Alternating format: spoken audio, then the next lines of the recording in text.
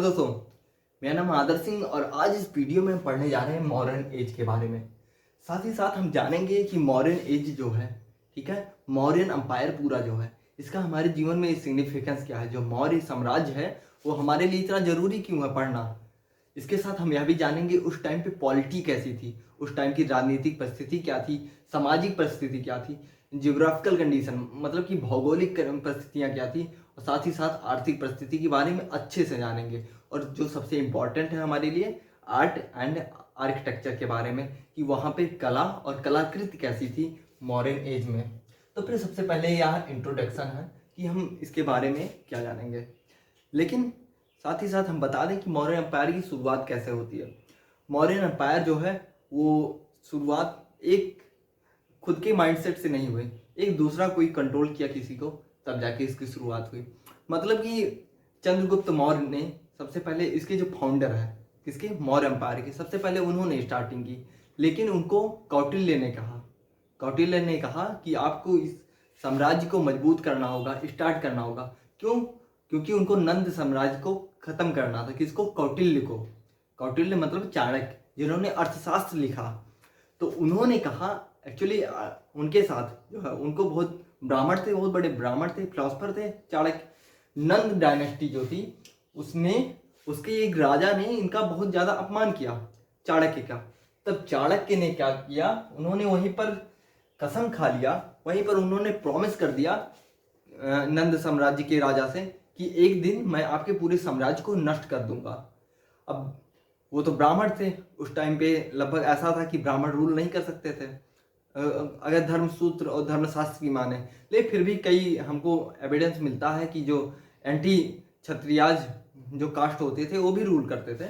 लेकिन इन्होंने क्या किया, इनके पास उतनी ज़्यादा तो पावर थी नहीं, इसलिए इन्होंने वहाँ पर प्लान किया और प्लान के साथ ही चंद्रगुप्त मौर्य को मोटिवेट कर और वहीं पर नंद साम्राज्य का खत्म कर दिया। नंद डायनेस्टी जैसे ही खत्म होती है तुरंत स्टार्ट होता है चंद्रगुप्त के मौर्य एम्पायर का।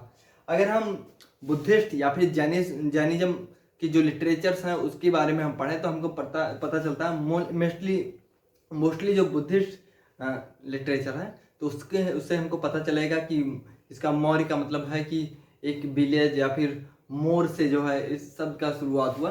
लेकिन कोई इसका एग्जैक्ट मतलब नहीं पता है कि इसका मतलब क्या हुआ था। अब हम पढ़ेंगे कि कौन कौन से सोर्सेस हैं इस वीडियो में कि जिससे हमको पता चलता है कि हाँ भाई मौर्य एम्पायर जो थी उसके बारे में जो हम जान रहे हैं, जो सीख रहे हैं, वो वाकई में थी उस टाइम पे। एक जो सोर्स होता है, कोई स्रोत होता है किसी इतिहास को जानने का, ये बहुत ही जरूरी होता है। तो आज इस वीडियो में हम यही जानेंगे। तो इस सोर्स को जो है दो पार्ट में डिवाइड किया गया है। एक तो है लिटरेरी, ठीक है, लिटरेरी सोर्स मतलब कि ऐसे सोर्स जो लिखे गए हैं, ठीक है, लिखित है। ये ऐसा टाइम था जब लिखने की प्रक्रिया चालू हो गई थी, इंसानों ने इतिहास लिखना चालू कर दिया था या फिर अपनी किताबें लिखनी चालू कर दी थी। और साथ ही साथ आर्कियोलॉजिकल सोर्स जो है,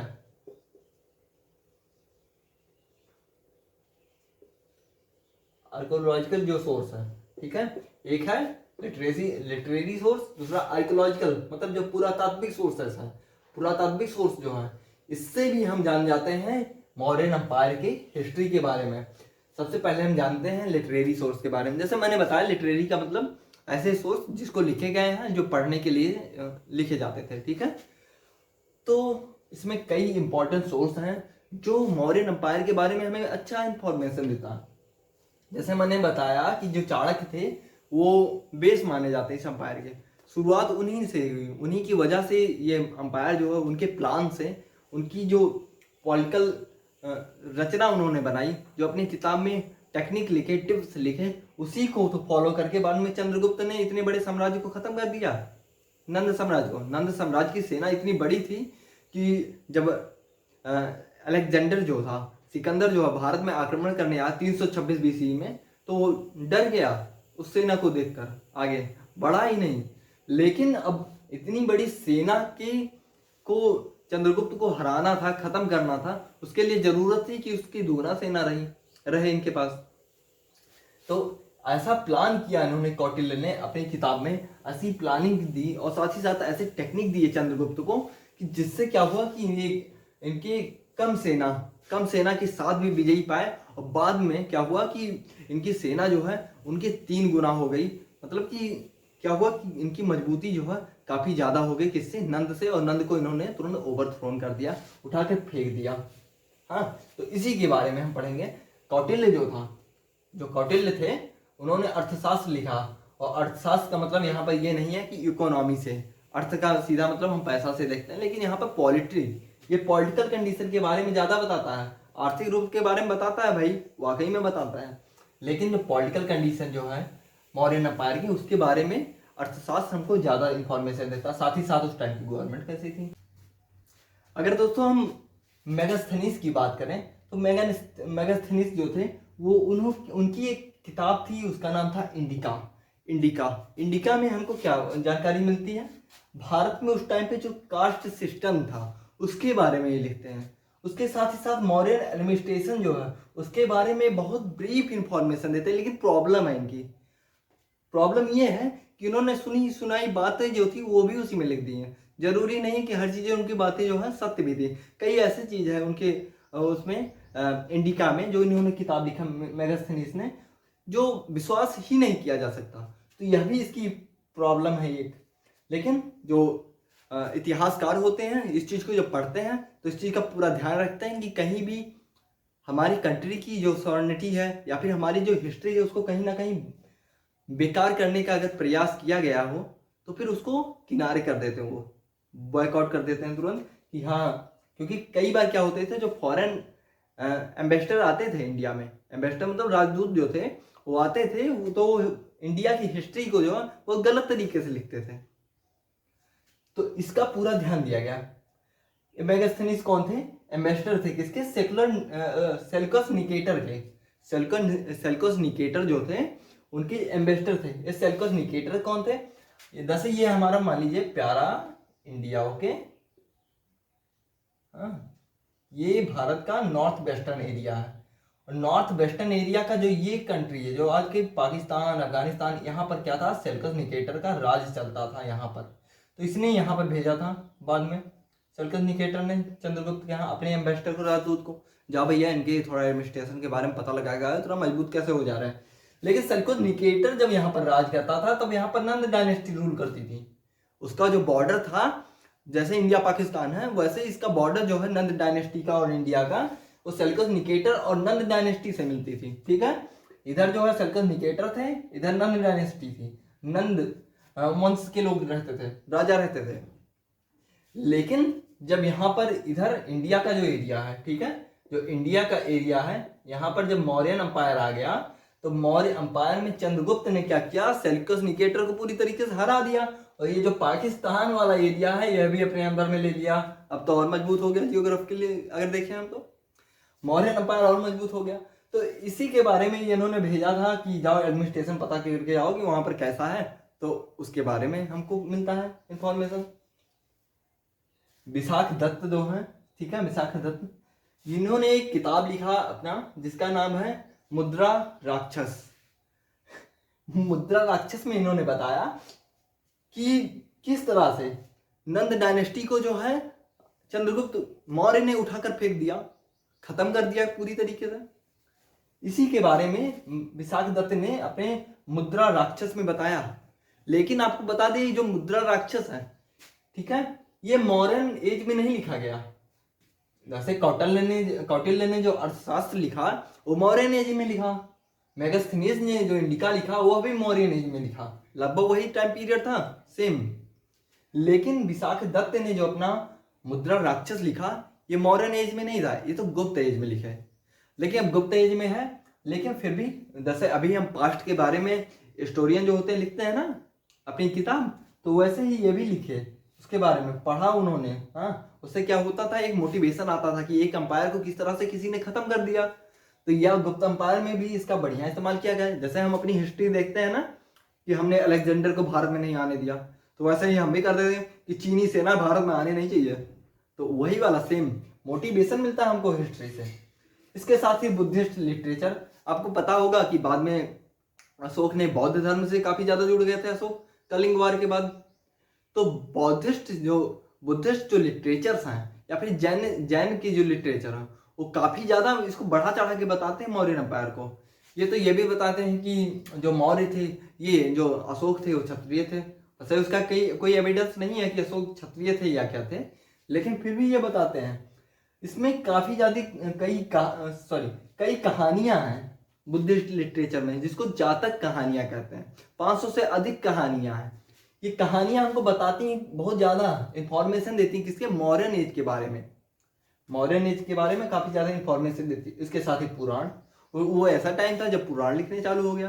जैसे 18 मुख्य पुराण है, जिसमें से हो गया विष्णु पुराण, हो गया मत्स्य पुराण, हो गया सबसे पुराना पुराण जो है। ऐसे ऐसे शिव पुराण, गरुड़ पुराण, तो ऐसे कई पुराण लिखे गए। और उस टाइम पे जो पुराण लिखे गए वो भी हमको इंफॉर्मेशन देती है मौर्य एम्पायर के बारे में। तो यह था लिटरेरी सोर्स के बारे में। अब हम आर्कियोलॉजिकल सोर्स के बारे में देखेंगे। ध्यान से सुनिए, बहुत इंपॉर्टेंट है ये जो 5 चीजें हैं। ये अगर आप किसी भी एग्जाम में लिखेंगे, ठीक है, अगर कहीं डिस्कशन बेस्ड क्वेश्चन आ गया, ब्रीफ में लिखना आ गया, तो बहुत ही गजब तरीके से आपको नंबर मिलने वाला। और आर्कियोलॉजिकल सोर्सेस की अगर बात करें तो इसकी बात ही नहीं डाली है। आर्कियोलॉजिकल जो सोर्स हैं वो बहुत ही इंपॉर्टेंट होते हैं हमारे एंशिएंट इंडिया या फिर एंशिएंट हिस्ट्री, पूरे वर्ल्ड की हिस्ट्री को जानने के लिए, क्योंकि ये मोस्ट साइंटिफिक होते हैं। लिटरेरी सोर्स है। लिटरेरी सोर्स में जैसे मैगस्थनीज मान लो भारत के बारे में कुछ भी लिख दिया तो हम मान लेंगे अच्छा भारत में ये प्रॉब्लम थी। लेकिन जो आर्कियोलॉजिकल सोर्सेस हैं वो क्या करेंगे, वो हमारे भारत के बारे में, हमारे प्यारे इंडिया के बारे में, या फिर कहीं भी हमारी प्यारी दुनिया के बारे में क्या करेंगे, जो इंफॉर्मेशन देंगे काफ़ी ज़्यादा अच्छा देंगे। तो इसमें सबसे ज़्यादा इंपॉर्टेंट हो जाता है मॉडर्न एज में कि जो अशोक के इंस्क्रिप्शन है। अब बात आती है भैया इंस्क्रिप्शन क्या है, ये इंस्क्रिप्शन क्या है। तो इंस्क्रिप्शन जो है वो कई चीज़ों के बनते थे। कई बार ये पिलर पे बना दिए जाते थे, सॉरी लोहे के इंस्क्रिप्शन उस पर। कई बार कॉपर जो होते थे उस पर लिख दिए जाते थे, कोई इंफॉर्मेशन दे दिया जाता। कई बार जो बड़े बड़े रॉक्स होते थे उस पर लिख दिए जाते थे। इंस्क्रिप्शन जो होता था वो इंफॉर्मेशन प्रोवाइड करता है हमारी हिस्ट्री के बारे में, क्योंकि कोई एक बड़ा सोर्स रहता था तो उस पर लिख दिया जाता था। जैसे मान लीजिए राजा ने, जैसे अशोक को हमें पता है अशोक ने काफ़ी ज़्यादा लैंड ग्रांट की है, काफ़ी ज़्यादा भूमदान दी, ठीक है। जो बुद्धिस्ट मॉन्क थे, जो बौद्ध धर्म के भिक्षु थे, हाँ बौद्ध भिक्षु थे, उनको क्या किया, काफ़ी ज़्यादा इन्होंने दान दिया। कौन, अशोक ने लैंड ग्रांट दिया। तो ऐसे इन्हीं सब चीज़ों के बारे में वो लिखते हैं। और इन्हीं इंस्क्रिप्शन के बारे में कई चीज़ें हमसे इन्हीं इंस्क्रिप्शन से पता चलती हैं। जैसे अशोक की कई इंफॉर्मेशन मिल जाती है हमको कि ब्राह्मणों के ऊपर हाँ कभी ब्राह्मणों को कभी परेशान नहीं करना, या फिर उनकी बहुत रिस्पेक्ट करनी है और सारे धर्मों को इक्वल करना है। उन्होंने पूरी तरीके से गाय को मारना या फिर किसी भी जानवर को मारने से मना कर दिया, रूल लगा दिया ऐसा। तो इन्हीं सब इंफॉर्मेशन हमको मिलते हैं जिससे इंस्क्रिप्शन में। इंस्क्रिप्शंस की बात करें तो सबसे पहले जेम्स प्रिंसेप ने 1837 में इसकी स्टडी की, जो अशोकन इंस्क्रिप्शन थे। जेम्स प्रिंसेप जो थे इन्होंने 1837 में इसके बारे में स्टडी की, किसके इस्तेमाल करके, जो बंगाली जो पंडित थे उनको बुला लिया और साथ ही साथ कुछ भारत के लोगों को ले लिया। तो उनसे जब इसको पढ़े तो किस 2 चीज़ों में थी, ब्राह्मी स्क्रिप्ट में थी, खरोष्टी लिपि में थी। तो इसको अच्छे से इन्होंने पढ़ा, प्राकृत लैंग्वेज में थी, ठीक है। तो जब इसको पढ़ा तब उनको कई इंफॉर्मेशन पता चले इंस्क्रिप्शन के बारे में। तो ये था इंस्क्रिप्शन। अब आते हैं नॉर्दर्न ब्लैक पॉलिश बेयर। ये क्या थे भैया, जो नॉर्दर्न ब्लैक पॉलिश बेयर थे वो सबसे ज्यादा इस्तेमाल कब हुआ, मौर्य एम्पायर में इस्तेमाल होना चालू हुआ। एक ऐसे बेयर हुआ करते थे ये, मान लीजिए कोई घड़ा है तो इस पे और नॉर्थ साइड में इन घड़े को क्या करते थे, ब्लैक कलर में कलर कर देते थे इन बेयर्स को। या फिर कोई भी बर्तन हो सकता है, यूटेंसिल्स हो सकते हैं, उसको काले कलर में पेंट कर देते थे। तो ये भी हमको काफी ज्यादा इंफॉर्मेशन बताता। किस चीज का इंफॉर्मेशन, आर्ट का, कि उस टाइम का आर्ट कैसा था। इसके साथ पंच मार्क कॉइन जो है, जो ऐसे कॉइन्स जिसपे पंच किया गया हो कोई चीज, ठीक है, ये आप फोटोज देख सकते हैं। तो ये जो पंच मार्क कॉइन्स थे पंच मार्क, हाँ, सिल्वर और कॉपर में होते थे। ये हमको कहाँ पाएगा, पटना पे पाएगा, साथ ही साथ भारत के और हिस्सों में, जैसे हमारा इंडिया है, ठीक है। बहुत मजा आता है इंडिया का मैप बनाने में ना। ये हमारा इंडिया है, थोड़ा ऑड बना है, माफ करना। तो यहाँ पे ये पटना का एरिया है, ठीक है। ये पटना के साथ ही साथ और कई हिस्सों में जो है इसके मिले हमको एविडेंस कि भैया कॉइन्स कैसे होते थे। तो यही सब सोर्स है हमारे मौर्यन अंपायर को जानने के लिए। आशा आपको अच्छा लगा होगा। अब हम क्या जानेंगे, देखते हैं। दोस्तों, पॉलिटिकल कंडीशन जो होती है एक अंपायर के लिए बहुत इंपॉर्टेंट होता है।